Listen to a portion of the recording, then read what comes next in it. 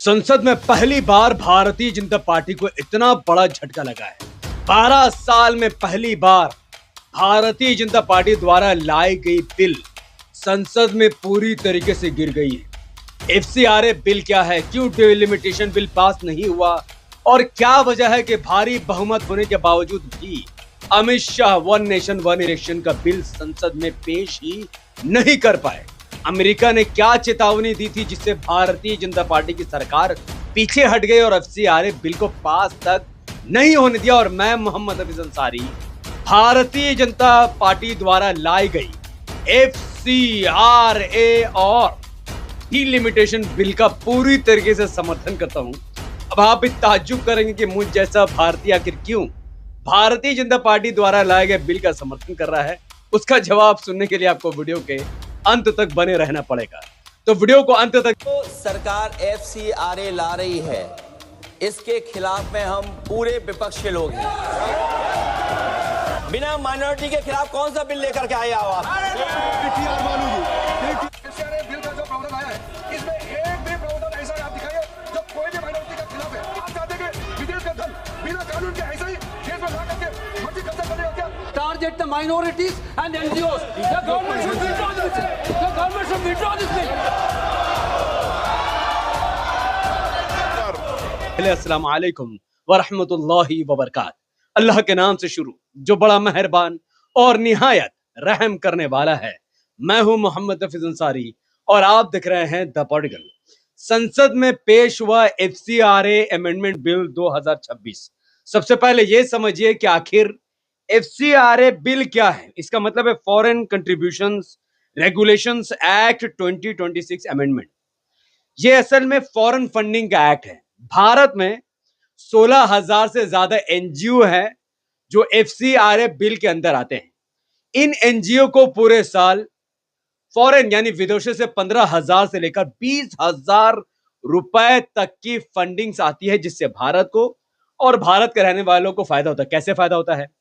वो 15 से 20,000 करोड़ रुपए का इस्तेमाल एडुकेशन, हेल्थ और स्किल डेवलपमेंट और एग्रीकल्चर के लिए इस्तेमाल होता है।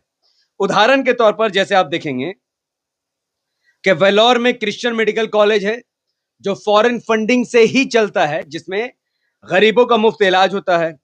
शंकर हॉस्पिटल जो चेन्नई में है, यहां पर भी ये फॉरेन फंडिंग से चलता है। हाई क्वालिटी हॉस्पिटल है जहां गरीब भारतीयों का कम से कम पैसे में इलाज होता है। तमिलनाडु में शांति भवन स्कूल जैसे हजारों स्कूल पूरे भारत में है जो फॉरेन फंडिंग से चलता है और गरीब बच्चे बहुत कम पैसे में यहां पर पढ़ाई लिखाई करते हैं। तो आमतौर पर ये आम भाषा में ये माने कि भारत में हजारों की संख्या में स्कूल, कॉलेज, हॉस्पिटल हैं जो ज्यादातर क्रिश्चियन लोगों के अंडर हैं और वो मुफ्त में या फिर कम पैसे में लोगों को शिक्षा या फिर चिकित्सा प्रोवाइड कर रहे हैं, जिस पर अमित शाह और भारतीय जनता पार्टी की सरकार कंट्रोल करना चाहती है। क्यों कंट्रोल करना चाहती? क्योंकि उसी भारत में यानी हमारे देश में खराब स्तर के सरकारी स्कूल, कॉलेज और अस्पताल हैं।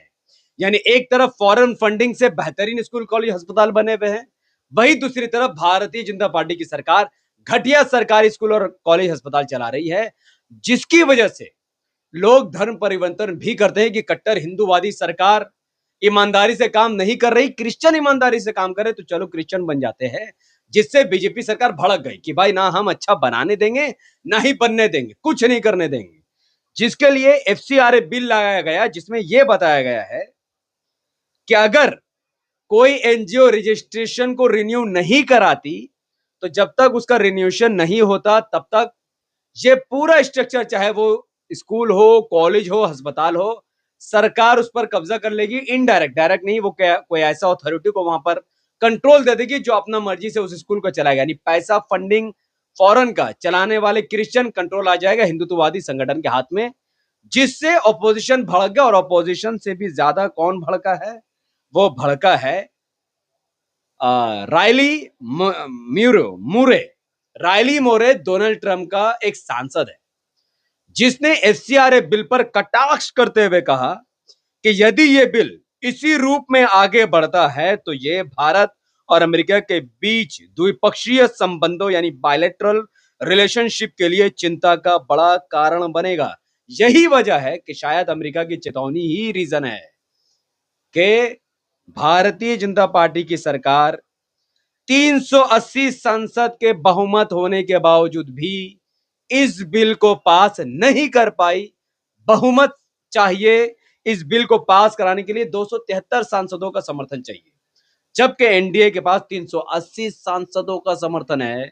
उसके बावजूद भी ये बिल लोकसभा में पास नहीं हुआ और 160 सांसदों वाले विपक्षियों ने भारतीय जनता पार्टी की सरकार को घुटनों पर ले आए और यह बिल अब ज्वाइंट पार्लियामेंट कमेटी के पास चली गई है और फिर यह बिल दोबारा पार्लियामेंट में पेश की जाएगी। तो ये 12 साल में बहुत कम दफा ऐसा होता है कि भारतीय जनता पार्टी कोई बिल लाती है अहंकार दिखाते हुए, लेकिन आखिरकार वो झुककर उस बिल को वापस ले लेती है। एक बिल और है वन नेशन वन इलेक्शन। इस बिल को सरकार इस बार पेश करने वाली थी, लेकिन सरकार ने इस बिल को पार्लियामेंट में इंट्रोड्यूस नहीं किया, जबकि इस बिल को पास करने के लिए भारतीय जनता पार्टी के पास 300 से ज्यादा सांसदों का बहुमत है। उसके बावजूद भी डर इतना है, किस बात का डर है मोदी जी अमित शाह जी के अंदर, कि वो ये बिल पार्लियामेंट में पेश ही नहीं कर रहे हैं। पास तो बहुत दूर की बात है।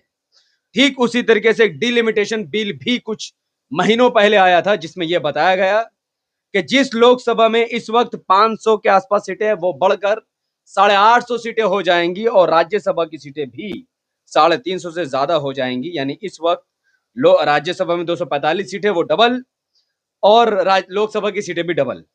लेकिन इस बिल को भी दोबारा पेश नहीं किया गया है, क्योंकि इस बिल को पास कराने के लिए बहुमत का आंकड़ा है 362 और एनडीए के पास है 380। फिर भी ना बिल सरकार पेश कर रही है और ना ये बिल सरकार इंट्रोड्यूस कर रही है।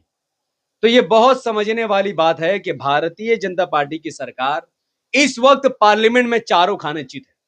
अमित शाह पार्लियामेंट से गायब हैं, नरेंद्र मोदी जी का भी पार्लियामेंट में कोई पता नहीं है, और पार्लियामेंट के आखिरी सेशन में देखा गया कि वंदे मातरम बजाया गया, गाना उसमें लगाया गया और तमाम विपक्ष और मेन जो पार्टी है बीजेपी है, उनके सांसद खड़े होकर वंदे मातरम का सम्मान करते। यानी गोली किसने चलाई जंतर मंतर पर, इसका जवाब नहीं देंगे। स्टूडेंट को लाठी किसने मारी, इसका जवाब नहीं देंगे। हिंदू छात्रों को आतंकवादी किसने कहा, इसका जवाब नहीं देंगे। जंतर मंतर प्रोटेस्ट को फॉरेन फंडिंग का नाम क्यों दिया गया, इसका जवाब नहीं देंगे। तमाम सवालों के जवाब नहीं देंगे। हाँ, वंदे मातरम लगाकर खड़े हो जाएंगे। यही देशभक्ति का प्रमाण है। इसी का हम विरोध करते हैं कि देशभक्ति वंदे मातरम बजाने, गाने या खड़े होने में नहीं है, बल्कि देशभक्ति सरकारी स्कूल, सरकारी कॉलेज और सरकारी अस्पताल को बेहतर बनाकर देश के 140 करोड़ नागरिकों तक जरूरी सेवाओं को पहुंचाने में ही देशभक्ति है और देश की भलाई है। जो सरकार सरकारी स्कूल, कॉलेज, अस्पताल को खराब करती है, वो सरकार देशद्रोही है। वो सरकार हमसे देशभक्ति का प्रमाण मांगती है।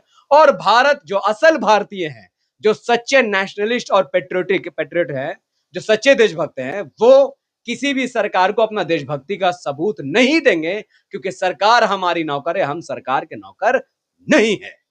जितने भी लोग मेरी बातों का समर्थन करते हैं, वो इस वीडियो को इतना शेयर कीजिए ताकि ये वीडियो हमारे भारत के हिंदू हो या मुसलमान, सिख हो या ईसाई, हर भारतीयों तक पहुंच जाए और वो सरकार को देशभक्ति का सबूत देने के बजाय सरकार पर ही देशभक्ति के सवाल खड़े कर दे, ताकि वह मजबूर होकर देश के सरकारी स्कूल, कॉलेज और अस्पताल के हालात को बेहतर करे और देश विकसित भारत बने, ना कि विनाश की तरफ यह देश जाए।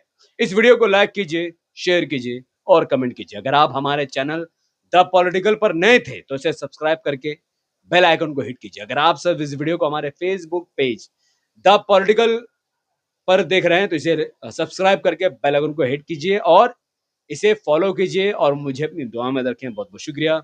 मिलते हैं जल्द ही अगले वीडियो में। अस्सलाम वालेकुम रहमतुल्लाहि व बरकातहू। मैं था मोहम्मद नफीस अंसारी और आप दिख रहे थे द पॉलिटिकल। जय हिंद, जय भारत, संविधान जिंदाबाद, इस्लाम जिंदाबाद।